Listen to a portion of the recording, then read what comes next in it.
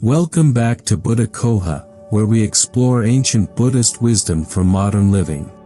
Today, we are diving into a profound question that affects all our relationships: how to love without attachment. We often confuse romantic love with possession. In today's society, phrases like, "you complete me," are celebrated as the ultimate romantic expressions. However, these sentiments frequently mask a deeper, unhealthier dynamic: clinging. True love is fundamentally different from the desire to own or control someone to fulfill our emotional voids. When we operate from attachment, we view partners as emotional crutches, leading to inevitable suffering. Pure love, rooted in Buddhist philosophy, is the selfless desire for another's happiness, offering freedom rather than constraints. Let's explore the profound difference between loving someone and clinging to them. Part 1: The Illusion of Possession versus the Reality of Pure Love. To radically transform the way we experience relationships, we must first dismantle the deep-seated cultural conditioning that tells us love is synonymous with ownership. From Hollywood movies to popular music, the American narrative surrounding romance heavily emphasizes a sense of possession.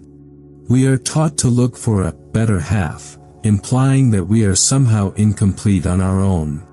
This creates a dangerous foundation for any relationship.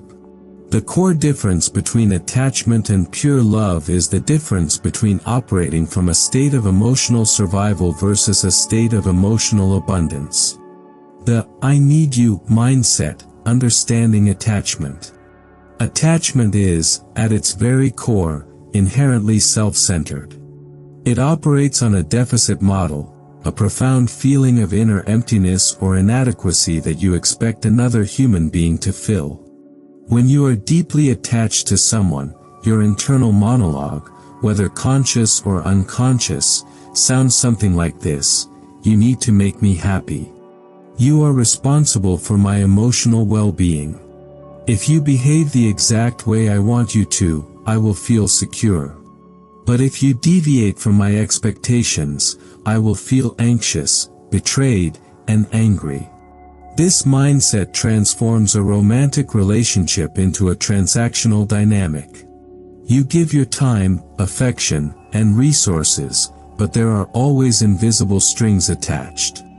You expect a highly specific return on your emotional investment.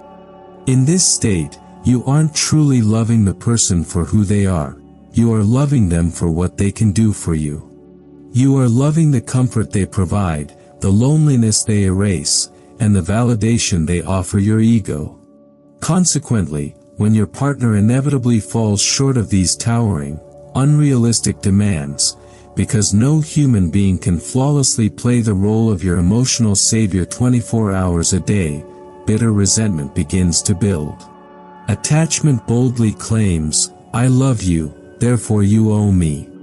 It is a heavy burden to place on anyone's shoulders, and it is the primary reason why so many passionate relationships eventually collapse under their own weight. The "I want you to be happy" mindset, the essence of pure love. Pure love, conversely, is a state of profound appreciation, not possession. Drawing from Buddhist teachings on metta, loving kindness, true love is the conscious, selfless, and unconditional wish for another human being to thrive. It does not seek to extract value, it seeks to add value. There is a brilliant and widely shared metaphor that perfectly illustrates this stark contrast. Imagine you are walking through a beautiful garden and you see a vibrant, blossoming flower. If you approach that flower from a place of attachment, your first instinct is to pluck it from the ground. You want to take it home, put it in a vase on your kitchen counter, and keep its beauty all to yourself. However, the moment you sever that flower from its roots to possess it, you guarantee its death. It may look pretty for a few days, but it will inevitably wither because you have removed it from the very environment that allowed it to grow. If, instead, you approach that same flower with pure love, you will not try to own it. You will admire its beauty exactly where it is. You might fetch some water to hydrate its soil, ensure no weeds are choking its stem, and step back to let it soak in the sunlight.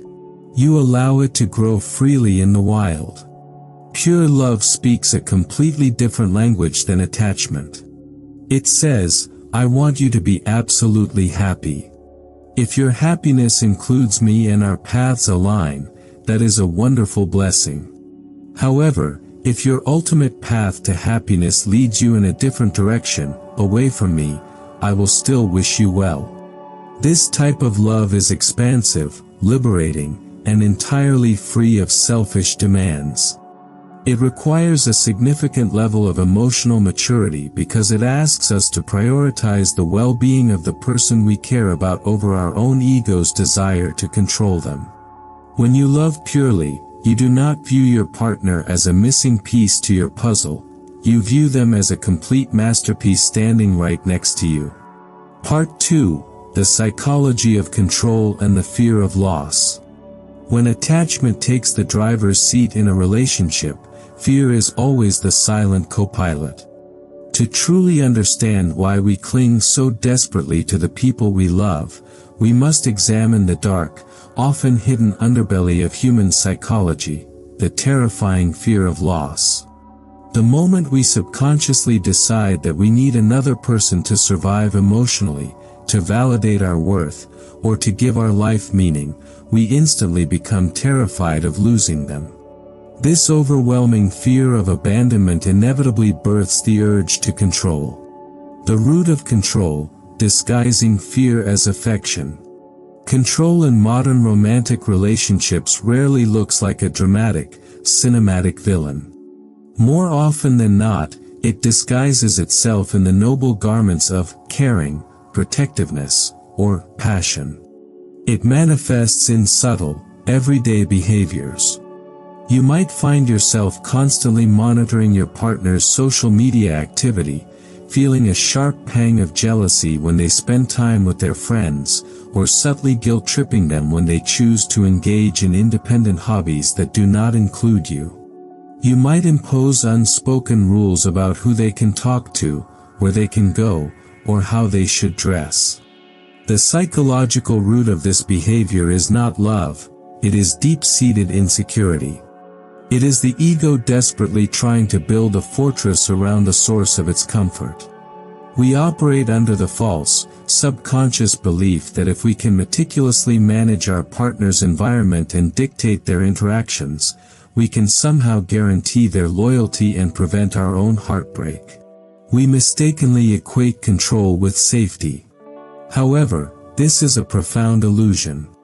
The tight grip metaphor, the paradox of holding on. To understand the destructive nature of control, consider one of the most powerful visual metaphors in mindfulness philosophy. Imagine standing on a beautiful beach and scooping up a handful of dry, fine sand. As long as you hold your hand open, with your palm facing upward and your muscles completely relaxed, the sand rests peacefully in your hand. It goes nowhere. You can carry it with you for miles. But what happens the moment you panic? The moment you become afraid that the wind might blow the sand away, you instinctively clench your fist. You squeeze your fingers together as tightly as possible to secure what you have. Instantly, the sand begins to slip rapidly through the cracks between your fingers. The tighter you squeeze, the faster it falls away, until you are left with nothing but an empty, strained hand and a feeling of profound loss. Human beings are exactly like that handful of sand. The more you try to restrict someone's inherent freedom, the more you suffocate their individuality, the faster you push them away. When people feel trapped, their natural psychological response is to rebel, to seek fresh air, and to break free from the suffocating embrace of a controlling partner. If you are finding value in this deep dive into mindful relationships, please take a moment to subscribe to Buddha Coha and hit the notification bell. We are dedicated to bringing you ancient Zen wisdom tailored for modern life, helping you navigate love, stress, and personal growth with clarity. Your support allows us to keep creating these profound explorations into Buddhist philosophy. Don't forget to like this video, share it with someone who might need to hear this today, and leave a comment sharing your own experiences with attachment. Respecting the private world, the core of true intimacy. When we dive deeper into Buddhist teachings, we encounter a profound truth: every single individual inhabits their own private inner world. You have a universe inside your mind, a complex, constantly shifting landscape of thoughts, dreams, past traumas, silent fears, and deeply personal desires. You create your own subjective reality, your own happiness, and your own sorrow based on how you perceive the world around you. It is crucial to realize that it goes the same way for the person you love. They are living in their own private world. Autonomy, the right to self-governance and personal freedom, is a fundamental human psychological need.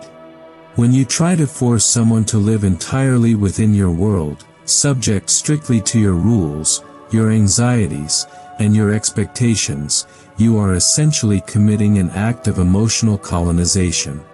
You are attempting to overwrite their reality with your own. No one likes to be fully under the control of another human being.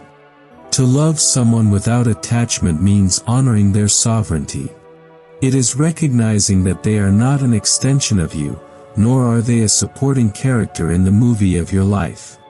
They are a separate, complete, and infinitely complex universe that has simply chosen to walk alongside yours for a period of time.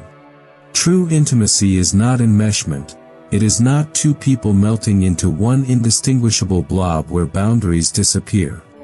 Rather, healthy, detached love is two whole, complete individuals standing side by side, supporting each other, loving each other fiercely, while still maintaining their unique identities and deeply respecting the quiet, private worlds that reside within each other. When you finally release the need to control, you create a spacious, breathable environment where genuine love can actually take root and flourish. Part 3: The Three Universal Truths for Detached Love. To successfully transition from a state of anxious attachment to a state of liberating, pure love, understanding the psychology of control is only half the battle. The other half requires a profound shift in how we view reality itself. When you dive deep into the core teachings of Buddhism, you discover a framework designed specifically to eradicate human suffering. To truly practice love without the heavy burden of attachment, we must embrace three universal truths about existence. Integrating these truths into your daily awareness will systematically dismantle the ego's urge to cling and set you free from the anxiety of losing the one you love.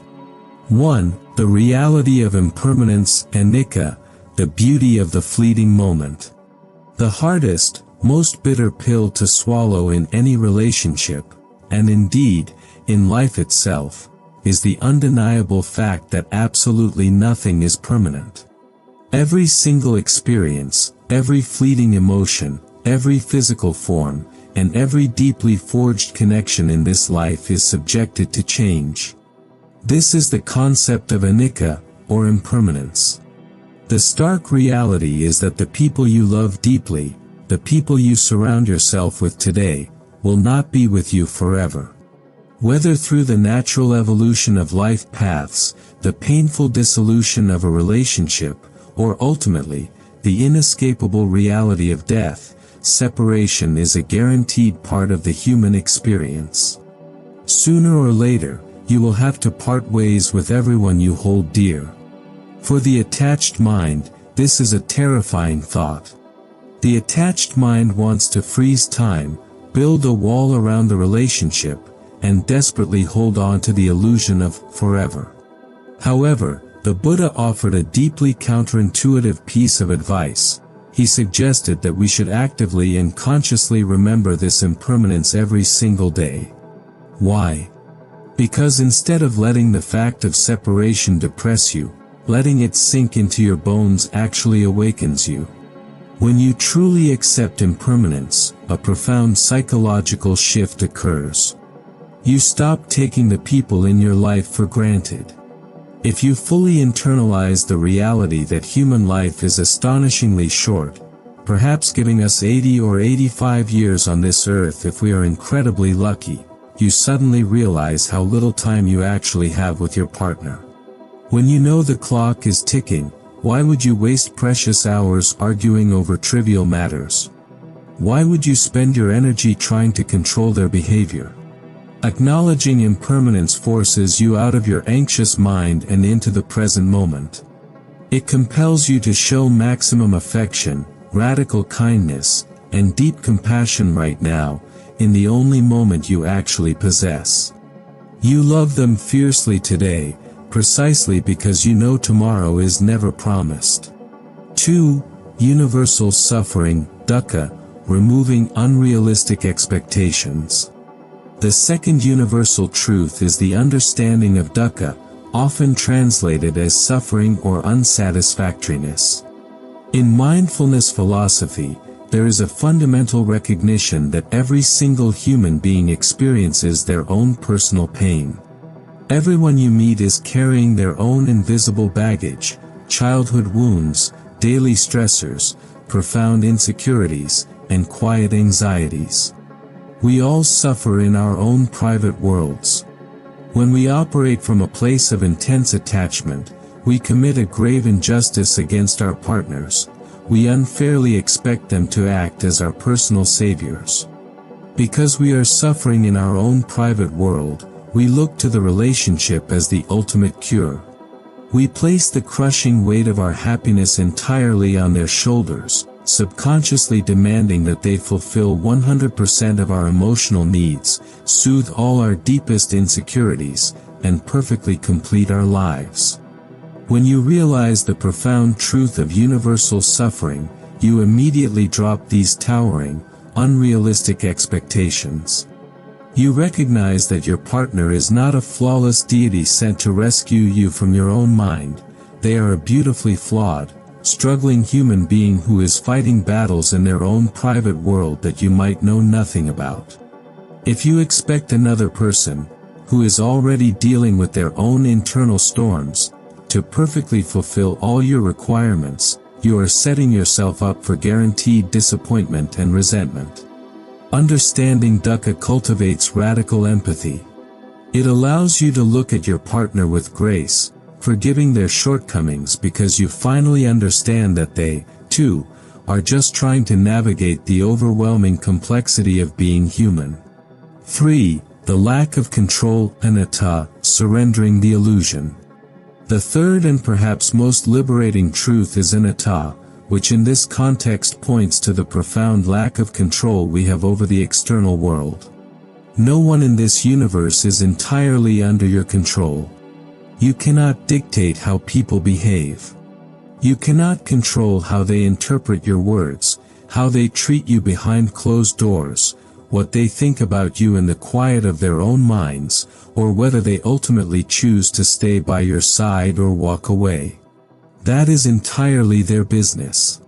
The core problem of human relationships is that we exhaust massive amounts of psychological energy obsessively worrying about the people and situations we cannot control.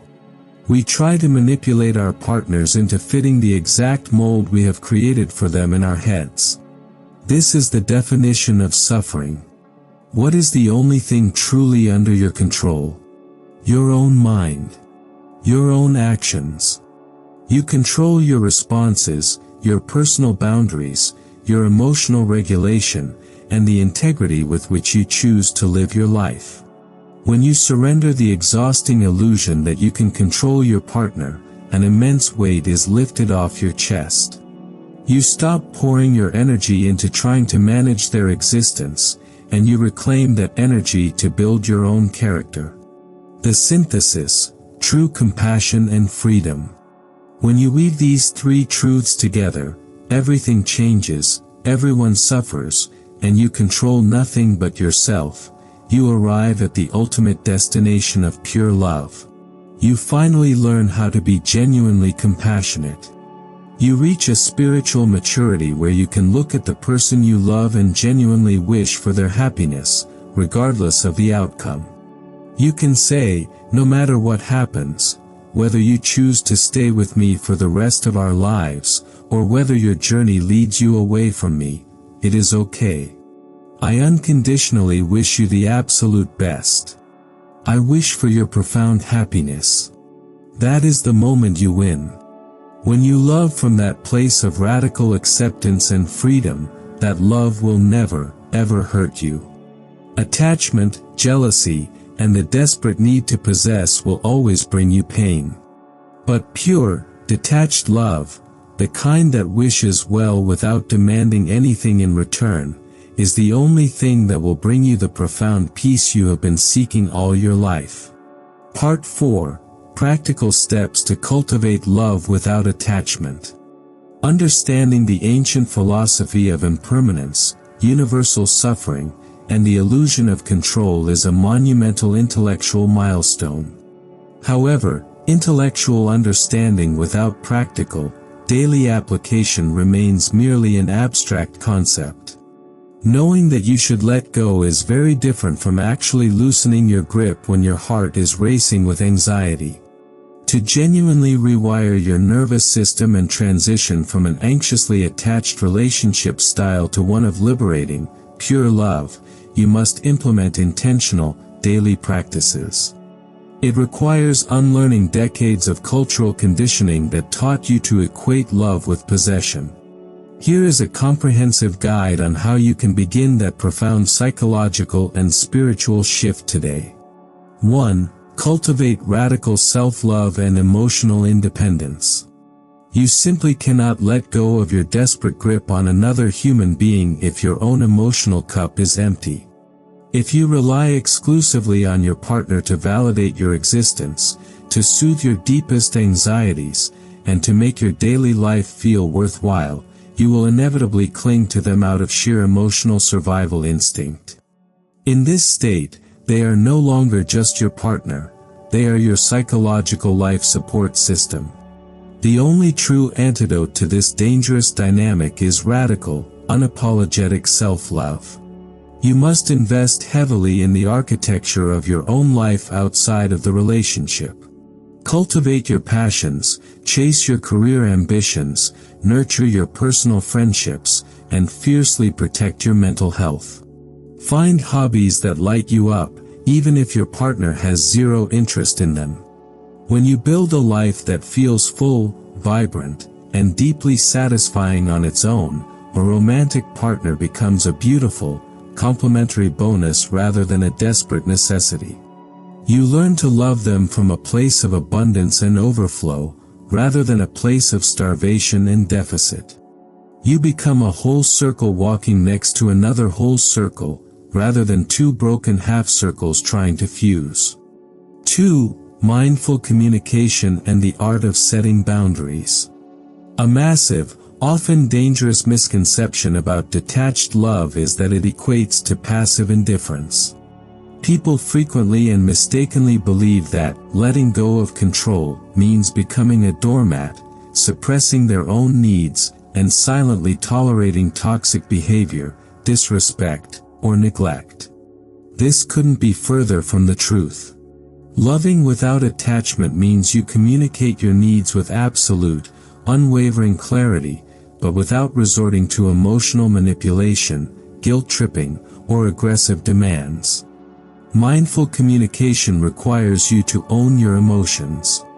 Instead of hurling an accusation like, "You never spend time with me anymore," "You clearly don't care about us," a mindful partner uses "I" statements. "I have been feeling a bit disconnected lately, and I would love for us to carve out some quality time together this weekend." Furthermore, setting firm, healthy boundaries is an act of deep self-respect and, ironically, an act of love. Boundaries are not walls designed to keep people out, they are the rules of engagement that teach people how to safely exist in your space.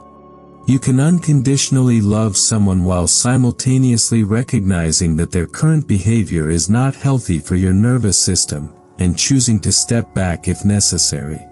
Detachment gives you the clarity to walk away from toxicity without feeling like your world is ending. 3. The somatic, catch and release, practice.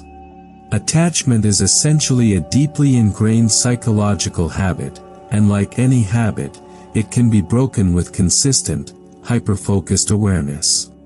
Throughout your day, you will inevitably experience triggers. Whenever you feel that familiar spike of anxiety, the sudden, burning urge to check their phone, the sharp pang of jealousy when they go out without you, or the overwhelming desire to micromanage their life decisions, you must learn to pause. Pay attention to your body. Attachment usually manifests physically: a tightening in the chest, a knot in the stomach, shallow breathing, or a clenched jaw. This is your nervous system reacting to a perceived threat of abandonment. Acknowledge the physical sensation and the emotion without judging yourself. Silently say to yourself, "I am experiencing the fear of loss right now. My ego is trying to control a situation that is fundamentally outside of my control." Once you have named the fear, consciously practice the release. Take a deep, slow breath in, and as you exhale, physically open your hands if they are clenched. Visualize yourself opening a tightly closed fist and releasing a bird into the sky. Allow them to exist in their own private world, completely free from your mental grip. This micromeditation, repeated dozens of times a week, gradually rewires your brain's response to fear. 4. Practicing mudita, sympathetic joy, in a jealousy-prone world.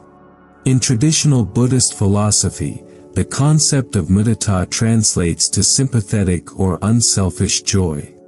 It is the challenging but profoundly beautiful practice of finding genuine, bubbling happiness in the happiness and success of others, even if you are entirely uninvolved in their joy.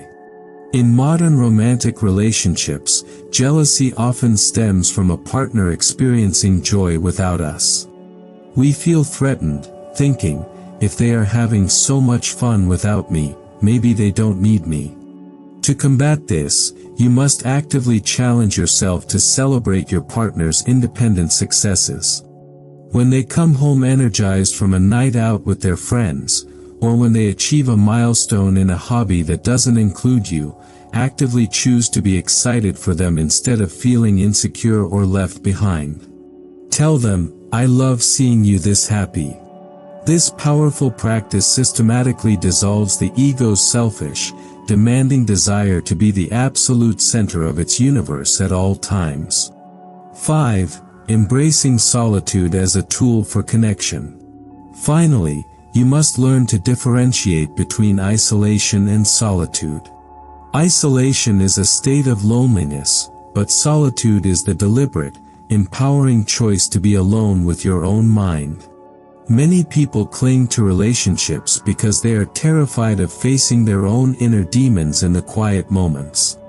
By intentionally scheduling time for solitude, whether it is a solo hike, a morning meditation, or simply sitting in a coffee shop alone with a journal, you break the addiction to your partner's constant presence. You prove to your nervous system that you are perfectly safe, capable, and complete when you are alone. Conclusion: the ultimate freedom of pure love. Transitioning from an anxiety-driven, attachment-based relationship to one firmly rooted in pure, selfless love is arguably one of the most challenging, courageous psychological shifts a human being can ever undertake. It is not a journey for the faint of heart. It requires us to shine a harsh light on our deepest, ugliest insecurities, to actively dismantle our ego's relentless need for external validation, and to bravely surrender the comforting, yet suffocating, illusion of control. It asks us to look the fundamental nature of reality in the eye, to accept that everything changes, that everyone suffers, and that we do not, and cannot, own the people we care about. However, the ultimate reward for committing to this heavy internal work is absolutely extraordinary. When you finally manage to release the crushing burden of attachment, you step into a totally different dimension of loving. You cultivate a relationship characterized by genuine, profound respect, unhindered mutual growth, and a deep, unshakable peace. You no longer suffocate the very love you are desperately trying to nurture. The greatest paradox of love is this: the less you try to hold on, the more they will want to stay. Loving someone without attachment does not mean that you love them any less, or that you don't care if they leave. It means that you love them so fiercely, so deeply, and so authentically that you absolutely refuse to put them in a cage. You love them enough to let them be entirely, unapologetically free. And in granting them their absolute freedom, you finally discover your own. Thank you for joining us on this deep and transformative journey today at Buddha Coha. We truly hope this exploration into loving without attachment brings profound peace, healing, and clarity to your relationships and your daily life.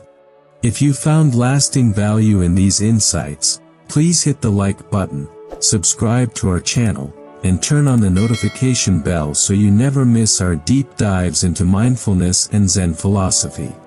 We grow as a community by sharing wisdom, so consider sending this video to a loved one who might need this message today. Leave a comment below sharing your thoughts and personal experiences, and as always, walk in peace.